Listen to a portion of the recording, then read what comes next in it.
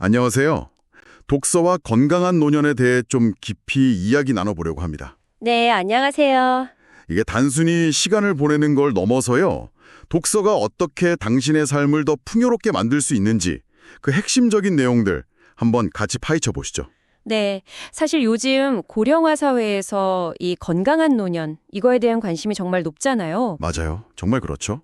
이 자료는 독서가 치매 예방이라든지 또 장수, 그리고 심리적인 안정감에 구체적으로 어떤 긍정적인 영향을 미치는지 여러 연구 결과를 통해서 잘 보여주고 있더라고요. 아, 연구 결과들이요? 네, 이게 단순히 지식을 얻는 행위 그걸 넘어서 신체적, 정신적 건강이랑 바로 연결된다는 점이 특히 좀 주목할 만한 부분인 것 같습니다. 저도 자료를 보면서 제일 먼저 떡 눈에 들어왔던 게 독서가 치매 예방에 효과가 있다. 이 연구 결과였어요. 네네. 국내 한 대학 연구 보니까 여러 여가 활동 중에서도 꾸준히 책 읽는 노인분들이 치매 발병률이 제일 낮았다고.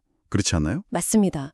그게 이제 화투나 TV 시청 같은 거랑은 좀 다르게 뭐랄까 학습 능력, 기억력, 판단력 이런 걸 동시에 쓰게 되잖아요. 아, 동시에. 네. 그러니까 뇌를 계속 자극하고 그 결과로 노화를 늦추는 효과가 있는 거죠. 그냥 멍하니 보는 거랑은 다르네요, 확실히. 그렇죠. 그리고 또 다른 국내 연구에서는요, 경증 치매 노인분들 대상으로 한 6개월간 독서 치료가 있었는데 이게 인지 능력 향상은 물론이고 우울감 감소, 또 자아 존중감 증가 같은 아주 긍정적인 효과를 보였다고 해요. 와, 예방뿐만이 아니라 증상을 완화하는 데도 도움이 된다는 거잖아요. 네, 바로 그 점입니다. 그러니까 이미 치매가 있으신 분들께도 도움이 될 수 있다는 거죠. 그러면 혹시 어떤 종류의 책을 읽는 게 더 좋다거나 아니면 특별한 읽기 방식 같은 게 효과를 더 높인다거나 그런 구체적인 내용도 있었을까요? 아, 그거 좋은 질문인데요. 이 자료에서는 특정 장르를 꼭 집어서 말하진 않았어요. 아, 그렇군요. 네. 그런데 중요한 건 아마도 능동적인 독서 과정 그 자체인 것 같아요. 그냥 글자만 읽는 게 아니라 내용을 좀 곱씹어보고 등장인물에 공감도 하고 때로는 좀 비판적으로 생각도 해보고 이런 과정 전체가 뇌 건강에 좋다는 거죠. 깊이 있는 읽기. 그게 중요하군요. 네. 어떤 책이든 좀 꾸준히 그리고 깊이 있게 읽는 습관. 그게 핵심이라고 볼 수 있겠습니다. 그렇군요. 그런데 저는 사실 더 놀랐던 게 이 독서가 뇌 건강을 넘어서 수명 연장하고도 관련이 있다는 연구 결과였어요. 아, 네. 예일대 연구 말씀이시죠? 네. 미국 예일대 연구팀이 12년 동안 3,600명 넘는 분들을 추적 조사했더니 매일 30분 이상 책 읽는 분들이 그렇지 않은 분들보다 평균 수명이 무려 23개월이 더 길었다고요. 네. 23개월. 23개월이면 거의 2년이잖아요. 이거 진짜 대단한 거 아닌가요? 정말 그 수치가 상당히 인상적이죠.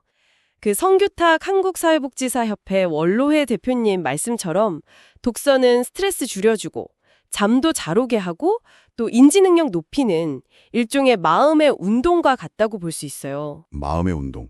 비유가 좋네요. 네, 우리가 몸 건강 챙기려고 운동하듯이 정신 건강, 뇌 건강을 위해서는 독서가 필요하다는 거죠. 어떻게 건강하게 오래 살 것인가, 여기에 대한 실마리를 주는 셈입니다. 근데 이런 연구 보면 꼭 그런 생각도 들잖아요.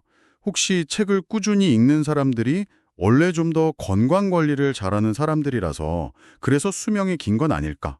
이런 생각이요. 아, 네. 아주 중요한 지적이십니다. 직접적인 원인이라기보다는 그냥 관련성만 있는 거 아닐까 하는 거죠. 실제로 그 예일대 연구팀도 그 부분을 고려해서요. 소득이나 교육 수준, 원래 건강 상태, 우울증 여부 같은 바른 변수들을 다 통제하고 분석했다고 합니다. 아, 그런 변수들을 다 고려했군요. 네. 그런 요인들을 다 감안해도 독서 습관 자체가 수명 연장과 의미 있는 관련이 있다. 이런 결론을 내린 거죠. 물론 이게 하나로 딱 설명될 문제는 아니지만 그래도 독서의 긍정적인 효과를 보여주는 강력한 근거라고 할 수 있겠습니다. 그렇군요. 아, 그리고 또 노년기에 느끼기 쉬운 감정들 있잖아요. 외로움이나 우울감 같은 거. 이런 걸 더는데도 독서가 큰 힘이 된다는 점도 참 중요해 보여요. 맞아요. 칼럼에서 책이 훌륭한 친구이자 세상을 만나는 창이 되어준다. 이 표현이 참 와닿더라고요. 그렇죠. 책 속 이야기나 인물을 통해서 자기 삶을 돌아보기도 하고 또 뭐 감정을 해소하기도 하고 그러면서 삶의 의미를 다시 발견하는 그런 경험들이 심리적으로 큰 위안을 주거든요. 네, 위안이 되겠네요. 그리고 더 나아가서 뭐 독서 모임 같은 거 있잖아요. 아, 네네. 그런 활동을 통해서 다른 사람들이랑 소통하고 긍정적인 관계를 만들면 사회적인 고립감을 줄이고 소속감을 높이는 데도 아주 중요한 역할을 하죠. 혼자 읽는 것도 좋지만 같이 읽고 나누는 것도 중요하군요. 그렇죠. 사회적인 효과도 무시할 수 없습니다. 그러면 이게 얼마나 많이 읽어야 효과를 볼 수 있는 걸까요? 자료 보니까 전문가들은 양보다는 꾸준함이 핵심이라고 하던데요. 네, 맞습니다. 습관 형성이 제일 중요해요. 습관이요. 네, 매일 뭐 단 10분, 20분이라도 괜찮으니까 규칙적으로 책을 접하면서 뇌를 계속 자극하는 게 가끔 한 번에 몰아서 많이 읽는 것보다 훨씬 효과적일 수 있다는 거죠. 아하, 매일 조금씩이라도. 네, 부담 갖지 말고 그냥 즐겁게 시작하는 게 꾸준한 독서 습관으로 가는 비결 아닐까요? 네, 정말 그렇겠네요. 자, 그럼 정리를 좀 해볼까요?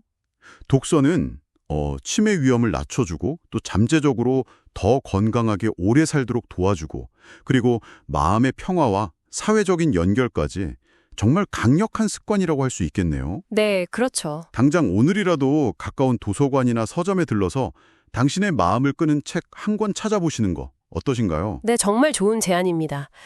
오늘 저희가 살펴본 것처럼 독서는 노년기를 더욱 의미 있고 풍요롭게 만드는 어떻게 보면 최고의 활동 중 하나라고 할 수 있어요. 네. 여기서 한 걸음만 더 나아가서 이런 질문을 던져볼 수도 있겠습니다.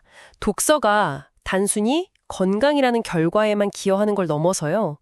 당신의 남은 시간을 어떤 이야기로 채워가고 싶은지 그 선택지를 넓혀주는 건 아닐까요? 어떤 이야기로 채울지. 네, 책을 통해서 만나는 그 수많은 세상과 지혜가 당신만의 고유한 삶의 서사를 써내려가는데 어떤 영감을 줄 수 있을지 한 번쯤 생각해 보시는 것도 참 좋겠습니다.